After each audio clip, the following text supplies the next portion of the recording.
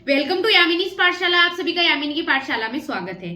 आज हम डिस्कस करेंगे रक्त मोक्षण का सामान्य परिचय, यानी कि रक्त मोक्षण क्या होता है, अर्थात अपने पंचकर्म का जो पांचवा कर्म है उसके बारे में आज हम इस वीडियो में डिस्कस करेंगे। तो शुरू करते हैं आज की क्लास, रक्त मोक्षण का सामान्य परिचय। सबसे पहले अपन इसका परिचय की अगर बात करें तो अष्टविध शस्त्र क्रम में विस्त्रावण का ये 7वां कर्म माना जाता है। अर्थात अष्टविध जो शस्त्र क्रम हम शल्य में पढ़ेंगे, अष्टविध जो शस्त्र क्रम होते हैं उसके अंदर जो 7वां कर्म है विस्त्रावण का माना जाता है। और रक्त मोक्षण के अंदर भी क्या किया जाता है, रक्त का विस्त्रावण किया जाता है। शरीर में चिकित्सा की दृष्टि से रक्त स्त्रावित करने की जो प्रक्रिया होती है या जो क्रिया होती है, अर्थात शरीर से जब रक्त को बाहर निकाला जाता है, जो वो क्रिया होती है उसको बाहर निकालने की जो क्रिया होती है उसे हम क्या कहते हैं, रक्त मोक्षण कहते हैं। अगर इसकी हम परिभाषा की बात करें तो संशोधन की दृष्टि से आचार्य सुश्रुत ने कहा है कि शरीर के शोधनार्थ एवं व्याधि के नाशनार्थ हेतु जब रक्त को शरीर से बाहर निकाला जाता है उसे हम क्या कहते हैं, रक्त मोक्षण कहते हैं। यानी कि आचार्य सुश्रुत हमें बताते हैं कि यदि आपको किसी प्रकार की कोई व्याधि हुई है या फिर किसी आपके शरीर को शोधन करना है, रक्त का आपके शरीर में शोधन करना है, उसके लिए जब आप किसी यंत्र की सहायता से जब अपने रक्त को या दूषित रक्त को जब शरीर से बाहर निकालते हैं तो वो जो क्रिया होती है वो क्या कहलाती है, रक्त मोक्षण कहलाती है। इसी प्रकार रक्त मोक्षण को अलग अलग नामों से भी जाना जाता है, जैसे शोणित मोक्षण यानी रक्त का जो पर्याय है शोणित, और मोक्षण यानी बाहर निकालना, अवसेचन यानी कि उसको बाहर खींचना, रक्त निर्हरण, ठीक है, शोणित अवसेक और रक्तावसेचन। तो इस प्रकार से अलग अलग नामों से रक्त मोक्षण को जाना जाता है। अब अगर रक्त मोक्षण अपन कर रहे हैं तो दूषित रक्त का रक्त मोक्षण किया जाता है, लेकिन उसके लिए हमें शुद्ध रक्त के बारे में जानना है कि कहीं हम शुद्ध रक्त को निर्हरण ना कर ले, शुद्ध रक्त को बाहर ना निकाल दे। तो इसके लिए अपन को शुद्ध रक्त के लक्षण पता होने चाहिए, तभी हम दूषित रक्त का पता लगा पाएंगे। तो शुद्ध रक्त के क्या क्या लक्षण होते हैं, अर्थात जो आपका शुद्ध रक्त होता है वो इंद्रगोप कीट के समान होता है, यानी कि जो वीर बहुटी या ऐसा कहे कि जो सावन की डोकरी है उसका जैसा कलर होता है वैसे अपने शुद्ध रक्त का कलर माना जाता है। इसके अलावा अधिक गाढ़ा नहीं होता, अर्थात जो शुद्ध रक्त होता है वो बिल्कुल पतला होता है, मतलब न तो ज्यादा गाढ़ा होता है न ज्यादा पतला होता है, जिसमें विविधता ना हो, अर्थात वो एक रंग के समान हो, वो पूरे शरीर में एक ही रंग के समान जब ब्लड होता है या रक्त होता है उसे हम क्या मानते हैं, शुद्ध रक्त मानते हैं। ठीक है, तो ये शुद्ध रक्त के लक्षण होते हैं। फिर अगर हम इसके भेद की बात करें कि रक्त मोक्षण कितने प्रकार का होता है, तो रक्त मोक्षण जो होता है वो ये जो क्रिया जो होती है वो 2 प्रकार से की जाती है। एक तो आता है शस्त्र विस्त्रावण क्रिया, दूसरी आती है अनुशस्त्र या अशस्त्रकृत, यानी कि शस्त्र विस्तारण किया, यानी कि इस क्रिया के अंतर्गत किसका प्रयोग कराया जाएगा, शस्त्रों के प्रयोग के कारण रक्त को बाहर निकाला जाएगा। ठीक है, इसमें क्या कराई जाएगी, शस्त्र के प्रयोग से ही रक्त को बाहर निकाला जाएगा, वो तो कहलाती है शस्त्रकृत। और अशस्त्रकृत यानी कि बिना शस्त्र के प्रयोग से जब रक्त को बाहर निकाला जाएगा वो जो क्रिया है या वो रक्त मोक्षण का भेद है वो अशस्त्रकृत या अनुशस्त्र कहलाता है। अर्थात जो शस्त्र विस्त्रावण जो क्रिया है या शस्त्रकृत वो 2 प्रकार की होती है। एक तो होता है प्रच्छान, एक होता है शिरावेद। प्रच्छान का अर्थ होता है कि जब शरीर पर या किसी अवयव पर कट लगाकर, मतलब चीरे लगाकर जब रक्त को बाहर निकाला जाता है वो क्रिया कहलाती है प्रच्छान। ठीक है, ब्लेड से, सिरिंज की नोक से, चाकू से, इस तरीके से किसी भी शस्त्र का प्रयोग करके जब कट लगाया जाता है, प्रच्छान किया जाता है, चीरे लगाए जाते हैं, उस क्रिया को कहते हैं प्रच्छान। यदि शिरावेद यानी कि जब आपकी शिराओं के अंदर वेदन किया जाता है, शिराओं के अंदर सिरिंज डालकर जब रक्त को निकाला जाता है उस विधि को हम कहते हैं शिरावेदन। ये हो गई शस्त्रकृत। अगर हम अनुशस्त्र की बात करें तो ये 4 प्रकार के होते हैं, अर्थात शंग, जलोका, अलाबू और घटी यंत्र। इन 4 प्रकार से रक्त का निर्हरण या रक्त मोक्षण किया जाता है, ये अशस्त्रकृत माने जाते हैं। अर्थात शंख के अंदर क्या किया जाता है, गाय या बकरी के सींग का प्रयोग कराया जाता है। अपन इसकी डिटेल आगे पढ़ेंगे, अभी के लिए इतना कि शंख में क्या किया जाता है, गाय के सींग का प्रयोग रक्त मोक्षण के लिए किया जाता है। जलोका यानी कि जो जलोक होती है उसका प्रयोग रक्त मोक्षण, वो क्या करती है, अपने शरीर के दूषित रक्त को क्या कर देती है, चूसती रहती है, वो क्या कहलाती है, जलोका।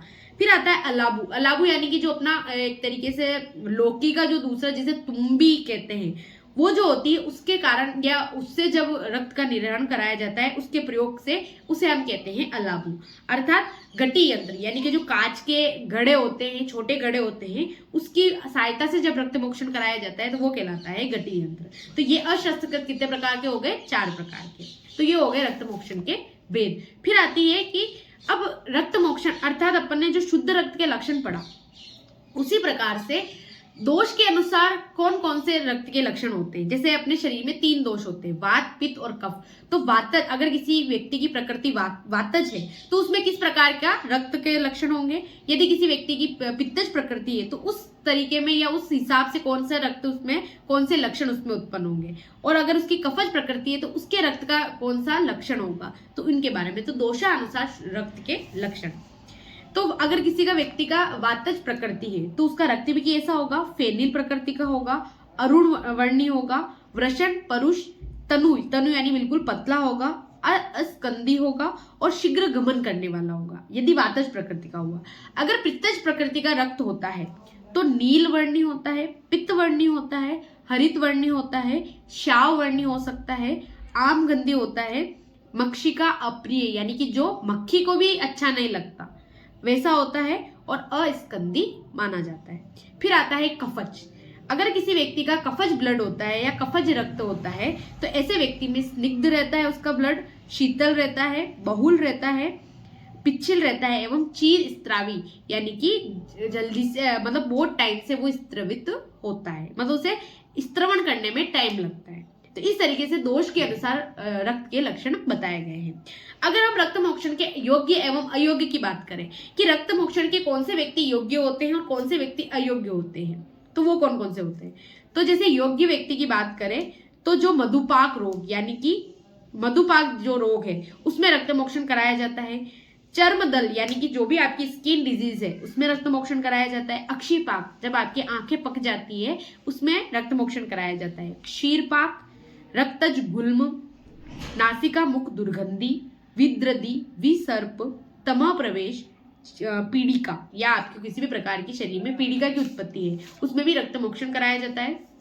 रक्त पित्त, प्रदर रोग, वात रक्त, विदाह, तिक्त अम्ल उद्गार, क्रोध प्रचुरता, किसी में क्रोध अधिक बढ़ता है उसमें भी रक्त निर्हरण कराया जाता है। स्वेदाधिक्य यदि आपके शरीर में ज्यादा मतलब आपका टेम्परेचर ज्यादा है उसके लिए भी रक्त मोक्षण कराया जाता है। संताप और कुष्ठ यानी कि जो भी आपको स्किन डिजीज है जिस भी प्रकार की, इसमें भी आपका रक्त मोक्षण कराया जाता है। तो ये तो हो गए योग्य रोग। अब अयोग्य व्यक्ति या अयोग्य रोग कौन कौन से होते हैं कि जिसमें हमें रक्त मोक्षण नहीं कराना होता। सबसे पहले तो पांडु रोगी यानी कि जिसमें खून है ही नहीं, जो एनीमिया का पेशेंट है उसमें आप रक्त मोक्षण कराओगे तो और उल्टा आपको अन्य डिजीज हो सकती है, तो पांडु रोगी को रक्त मोक्षण नहीं कराया जाता। अर्श रोगी को रक्त मोक्षण नहीं कराया जाता। शोष रोगी यानी कि जिसके शरीर में हमेशा इन्फ्लामेशन रहती हो, सोजिश रहती हो, सूजन रहती हो, ऐसे व्यक्ति को भी रक्त मोक्षण नहीं कराया जाता। गर्भिणी व्यक्ति, क्योंकि गर्भिणी में ऑलरेडी उसके रक्त का निर्माण होता है, उसमें से वो डिवाइड हो जाता है, एक जने के लिए निर्माण होता है और वो डिवाइड हो जाता है बेबी में और माता में, तो इसलिए गर्भिणी का भी रक्त मोक्षण नहीं कराया जाता।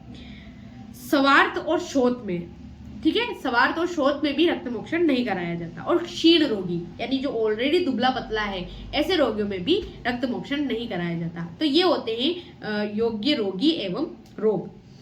फिर आते हैं योग्य काल यानी रक्त मोक्षण कब कब कराना चाहिए या कब कब कराने से सही रहता है। देखो हर चीज को इमरजेंसी में तो कराया ही जाता है, लेकिन मान लो कोई व्यक्ति अपने शरीर को शुद्ध कराने के लिए, अपने शरीर के शोधन करने के लिए यदि रक्त मोक्षण कराना चाह रहा है तो उसके लिए सबसे बेस्ट काल या बेस्ट समय या बेस्ट टाइम कौन सा होगा। तो शरद ऋतु में आपको रक्त मोक्षण कराना चाहिए, लेकिन कब कराना चाहिए? जब स्वच्छ मौसम हो यानी मौसम बिल्कुल साफ हो। वर्षा ऋतु में जब बादल न हो। ग्रीष्म ऋतु में या तो सुबह सुबह या सायंकाल, क्योंकि ग्रीष्म ऋतु में जो मिड वाला जो टाइम होता है वो अत्यंत गर्म होता है, इस कारण से। हेमंत ऋतु में मध्याह्न यानी कि बीच के टाइम में आपको रक्त मोक्षण कराना चाहिए। तो 4 ऋतुएं हैं, शरद ऋतु, वर्षा ऋतु, ग्रीष्म ऋतु और हेमंत ऋतु। इसमें आप रक्त मोक्षण करा सकते हो, या ऐसा कहे कि जब इस ऋतु में रक्त मोक्षण कराया जाता है तो सबसे ज्यादा लाभकारी होता है। ठीक है, तो इसी के साथ अब हम इस वीडियो को यही खत्म करते हैं। मिलते हैं एक नई वीडियो के साथ, एक नई टॉपिक के साथ। आप मेरे चैनल पर नए हैं तो मेरे चैनल को सब्सक्राइब कीजिएगा। Thank you so much for watching. धन्यवाद।